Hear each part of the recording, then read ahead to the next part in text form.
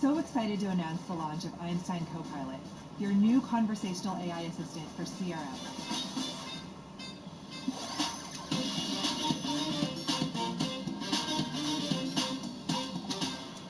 I'm Clara Shai, CEO of Salesforce AI.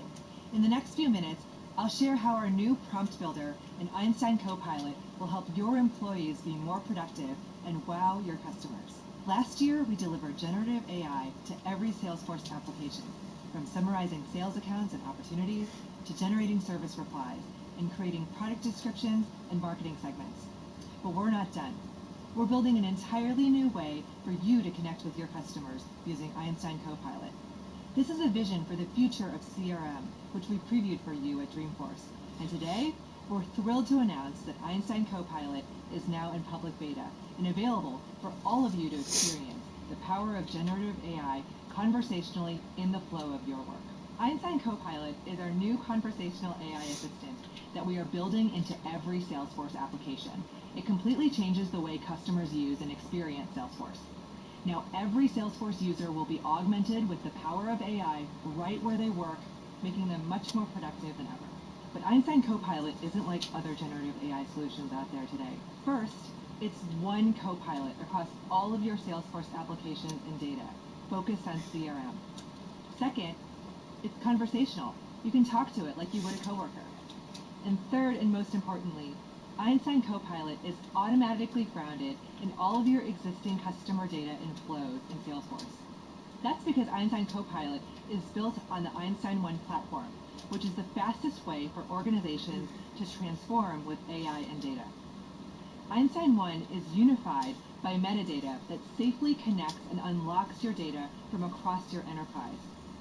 This data can then be activated across your most important business functions, like sales, service, marketing, commerce, development, and more.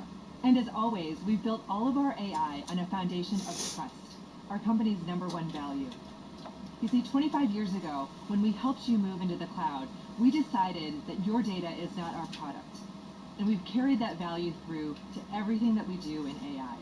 That's why every Salesforce AI product is built on our Einstein Trust Layer, which prevents your data from leaking into a large language model and guarantees you full control of your most important asset, your data.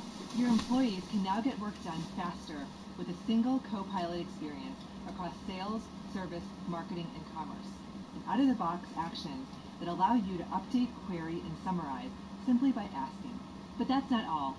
Many of you have told us that you want to control which generative AI use cases to turn on for your organization. You even want to control where in the application you want your employees from different departments to use AI. Well, now you can with Prompt Builder. Prompt Builder, which is generally available today, is a low-code tool that allows any Salesforce admin or developer to create, test, and deploy AI prompts grounded in your customer data. Right from within Prompt Builder, you can reference any data in your Salesforce instance, including custom objects and custom fields, and even data from Data Cloud. With a few clicks, you can bring generative AI to every experience and application in your business. For example, a service reply prompt for an automotive company might reference telemetry data about a customer's car battery. A prompt to generate a sales prospecting list should ideally reference your website engagement data. The secret sauce to AI success is trusted data. Because all of our AI is built on Einstein 1, it's seamlessly connected with Data Cloud.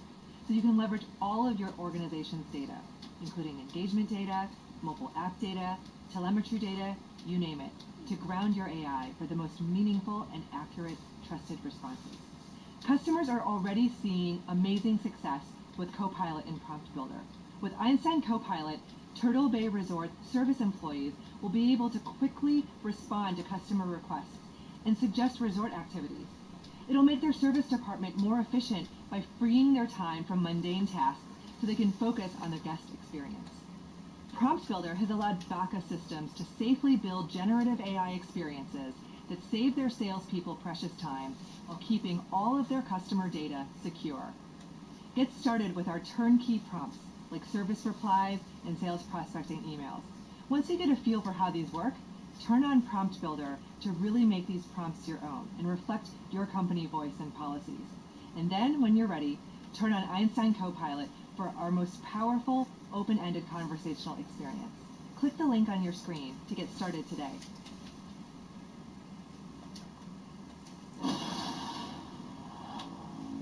First time you take off, you gotta push the I believe button.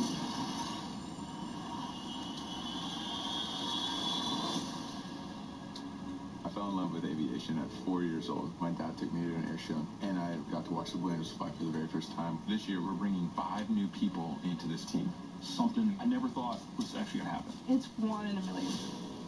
We only have 3 months to get to a point where we can take it on the road.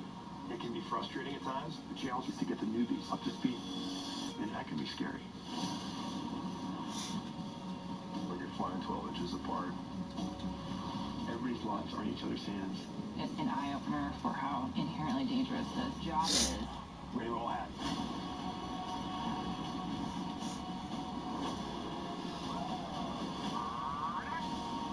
Every once in a while, the jets just kind of freeze, and the world around you seems to spin. To make 6 jets fly as one, that's the Blue Angel magic. I just pinch myself when I get a chance to be part of it.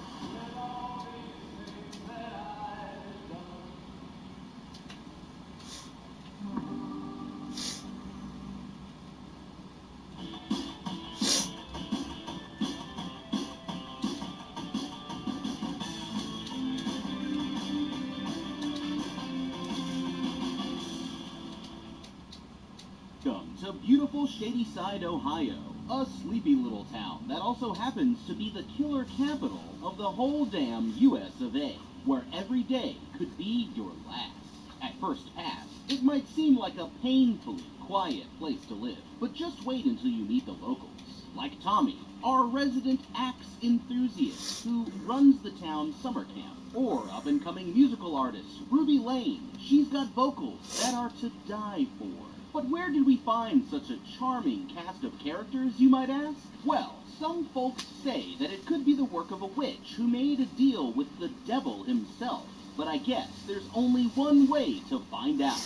After a freak accident, this group of unsuspecting teenagers is about to make an unbelievable discovery that could change everything. But beware, because the closer that they get to the truth, the more dangerous that things become. And before the curse is lifted, they're all going to die. Some a bit more horrifically than others. A half-dozen butchered bodies turning up every few months might make headlines anywhere else. But around here, they just call that your average Tuesday. And you never know who's next on the chopping block. So get comfortable, but not too comfortable, because this is going to be our biggest episode ever, with triple the horror, gore, and surprises in store. Get ready for 3 times the toil and trouble. And welcome to our first ever triple feature, where we're going to break down the mistakes made, what you should do, and how to beat the undead killer and the witch's curse in all 3 Fear Street films.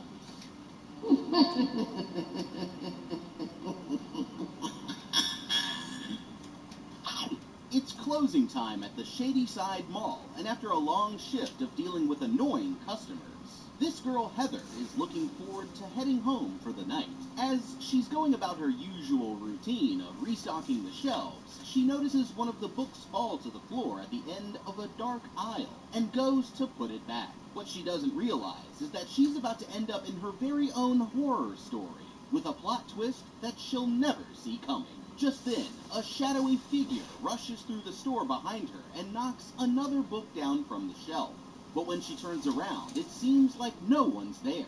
The girl nervously makes her way back towards the register, when suddenly, a person wearing a skeleton costume lunges towards her with a knife, luckily only stabbing the book that she's holding. She manages to fight him off, slipping under the security gate and leaving the attacker trapped inside before running over to her friend's store for help, only to realize that he's nowhere in sight and the killer is closing in.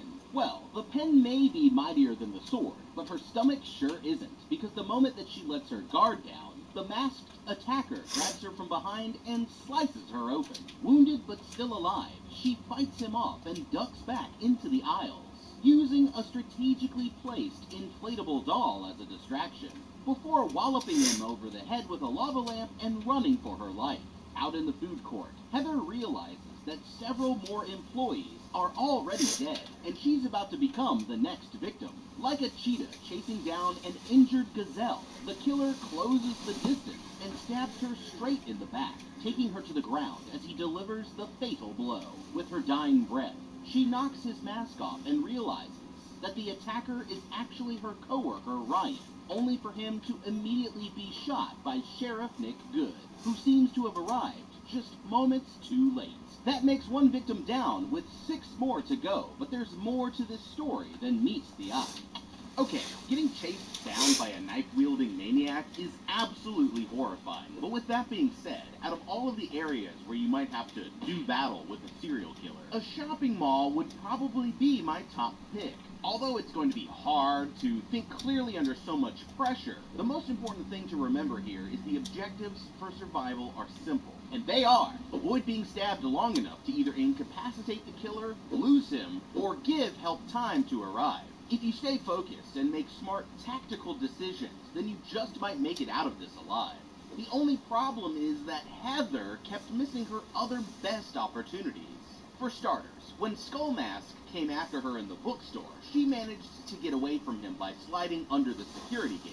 This seems like it would slow him down, but the truth is that since the gate was jammed, it couldn't be fully locked.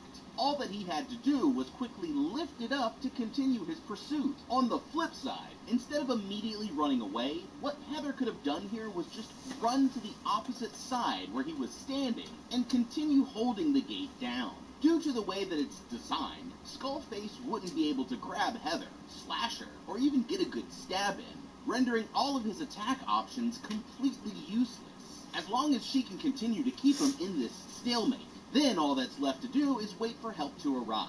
There's also the chance that he'll get bored and decide to go for another exit, giving you a window to escape, or even somehow screw up and create an opportunity to disarm him or knock him out. After putting some distance between them, Heather actually managed to make it to a phone and call the police. She may not have had time to tell them exactly what was going on, but the dispatcher made it clear that they were going to send officers to respond right away, meaning that from the moment that the call was placed, it was only a matter of time before police arrived to get control of the situation. However, in the state of Ohio, where the town is located, police response times can still be over 10 minutes for a priority 1 call, which is an incident where there's immediate threat to life.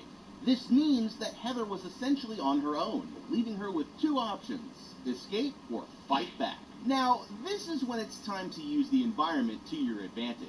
Heather here thought to run for the novelty gift store because she thought that her friend Ryan would be able to help, never once realizing that he was actually the one chasing her down the whole time. Sure, having Ryan as a meat shield here would be great, but if it were me, I would have just made a beeline straight for the store with the samurai swords and gone dead rising on his ass instead. Yes, I know what you're thinking, and those swords are more for display than anything and would probably break with just a few swings. But ask yourself this: if you were being hunted down by a creep in a costume, would you rather have a crappy sword or no sword at all? Personally, I'm going sword all day long. Although a lava lamp wouldn't have been my first choice for a weapon, it sure did get the job done. And Heather here might have actually survived if she didn't make one fatal mistake. We know from watching Terrifier that you never, and I mean never, give the killer a chance to get up when you have them on the ropes. Once he was down, she should have used the lava lamp or even his own knife against him to finish the fight. Also, stores like this one usually sell novelty handcuffs for reasons, which she could have used to restrain him while he was briefly unconscious, giving her the chance to run for the nearest emergency exit and make it to safety if she wasn't ready to take him out the old-fashioned way just yet. Unfortunately, it looks like Heather's days of working retail are over. It's time to meet our next group of teenagers, and hopefully, they can do better. The next day, this girl Dina and her brother Josh are getting ready for school. While she's been brooding about how the relationship turned sour, he's been chatting online with babes all morning, and they've come to the conclusion that there's a conspiracy afoot. According to him, although the news is more than happy to report on the killings, they refuse to cover the most important part: the curse of a witch named Sarah Fier, who's been possessing countless shady ciders for centuries. and led them to go on these horrifyingly violent rampages year after year. That afternoon, Dina and her friends head to a football game in Sunnyvale, the neighboring town which seems to have caught a W for every one of Shadyside's L's. There, she sees her ex-girlfriend Sam smooching it up with her new man and storms off to pout somewhere out of sight. After a moment, Sam comes to find her, and while they're busy arguing about who broke whose heart, the always classy, never trashy Sunnyvalers turn the candlelight ceremony for the victims into a full-blown brawl. On the bus ride home, the Shadysiders are fired up and ready for war. That's when they notice a car full of mask-wearing troublemakers chasing them down, and in the passenger seat is none other than Sam herself. As an act of revenge, they open the back escape door and get ready to dump a bunch of sugary sports drink all over them. But that was their biggest mistake. At the last second, Dina gets a sudden nosebleed that causes the cooler to slip out of their hands, crashing into the windshield and sending the car careening off of the road. Sam's the first to crawl out of the wreck and right into a large patch of strange red moss. She seems alright, but when the blood from her nose touches the soil, she instantly begins having terrifying visions of ancient witchcraft snapping out of it when Dina comes and grabs her hand. While the paramedics load Sam into an ambulance, the sheriff arrives and begins interviewing everyone at the scene. But the kids all cover it up as if it were just a freak accident. They don't realize it yet, but they've just stumbled right into a living nightmare. And this time, not everyone is going to make it out alive. Okay, talk about a close call. She could have just let it go, but now thanks to a schoolyard prank gone wrong, it looks like they've just unleashed a centuries-old death curse on poor, unsuspecting Sam here. Well, I hope it was worth it, because Dina, you up! I get it. Getting broken up with sucks. After seeing your ex with her new preppy man from the rival town, it's understandable that you were heartbroken and felt the need to retaliate. But nearly committing voluntary manslaughter ain't it, Chief. First of all, it just wasn't that serious. I mean, who cares if some punks want to throw stuff at your school bus anyway? That sounds like the bus driver's problem, so let them deal with it. When emotions are high and you've got revenge on your mind, the best thing that you can do is go home, get some rest, and come up with a plan in the morning if you're still so heated about it. The minute I realized what you had in mind, I knew that cooler was going straight into their windshield. That's a little bit more than just a prank, bro. You could have easily killed all three of them.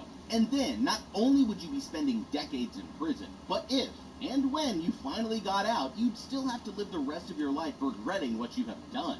Luckily, everyone survived, but that doesn't mean that you're off the hook. You had no way of knowing this, but you're about to find out that the spot where they crashed was right on top of the unmarked grave of a vengeful witch. And now Sam here is going to be her next target. Congratulations on opening up a whole supernatural can of worms. Maybe next time you'll just move on with your life, but now it's time to deal with the consequences of your actions. And they're going to be so much worse than you could have ever expected. Dina, you up. The next night, Dina and her friends Kate and Simon are tormented by someone wearing a skull mask, who they suspect must be Sam's new boyfriend, Peter. While babysitting at a neighbor's house, they catch the creep breaking in and rummaging through their laundry, seeming strangely interested in a shirt stained with Sam's blood, but he escapes through a window before they can confront him. Furious, they decide to go visit Sam at the hospital and tell her to get her man under control before things go too far. Dina goes in alone to confront her, but that's when Peter comes in from the next room, with Sam insisting that he's really been there all night. He's excited to be getting out of the hospital soon, but wouldn't be if he knew that the only place he's going is the town morgue. While the girls are throwing around insults, he's suddenly stabbed straight through the gut by the real skull mask killer, making 2 victims down, with 5 more to go. The girls run for their lives and take cover behind the reception desk, with the killer seemingly uninterested in anyone besides them, unless an innocent bystander gets in his way. This explains what happened to the receptionist, who's slumped over in the corner with her throat slashed. And when another nurse tries to stop him, the killer stabs him in the neck with no hesitation, before turning his attention back to Dina and Sam. As the girls fight him off, the killer's mask happens to slip, revealing that it's actually Ryan himself once again, although he should be very dead based on the bullet wound right between his eyes. At the last second, Their friends rush them off in a stolen ambulance. With Ryan watching as they speed away, the girls go straight to the police station to report what happened, but the officers refuse to believe their story. Meanwhile, Simon walks around the corner to water the town plant, where he sees a strange young woman sitting alone under a streetlight. He gets closer to see if she needs help, when suddenly, she pulls out a shaving razor and slices him across the ankle. The fight spills out into the street, but just when it's starting to look bad for Simon, Dina shows up and blasts the woman with a revolver that she swiped from one of the officers.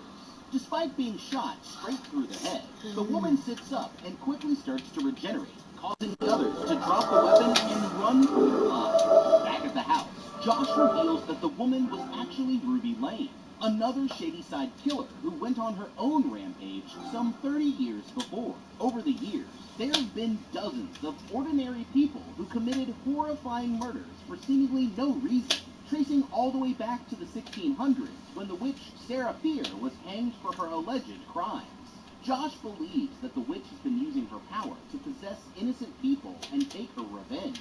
But even if this is true, Kate here can't understand why she's coming after them. That's when Sam confesses that she saw the witch after her car crash, which must mean that now the two of them are somehow connected. Searching for answers, they decide to head back to the scene of the accident. As Sam reenacts what happened, they discover some long-buried remains chained to the earth beneath the moss, with a nearby padlock revealing that they just stumbled upon the body of the witch herself. In a surprising moment of intelligence, Simon suggests that they give the woman a proper burial, but as they're wrapping up the body, Sam's nose begins to bleed. Sure enough, a drop gets on one of the bones, sending her into another bad trip, with the witch calling out, "It's you." Suddenly, another mask-wearing killer comes storming out of the darkness, ignoring everyone else and going straight for Sam. Luckily, Dina pulls her out of the way just in time, and they speed off in the ambulance